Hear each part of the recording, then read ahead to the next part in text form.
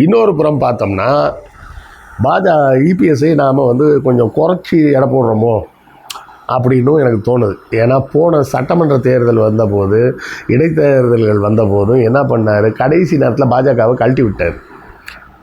அதை போலவே இந்த தேர்தலிலும் கடைசி நேரத்தில் கழட்டி விட வாய்ப்பு இருக்கா அப்படின்னு கேட்டால் வாய்ப்பு இருக்குது, இல்லைன்னா மறுக்க முடியாது.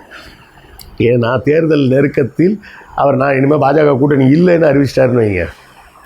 அவர் பாஜக கூட்டணி இல்லைன்னு அறிவித்தா பாஜக உடனே இடி அனுப்பும், அது இதெல்லாம் நம்ம சொல்கிறோம்.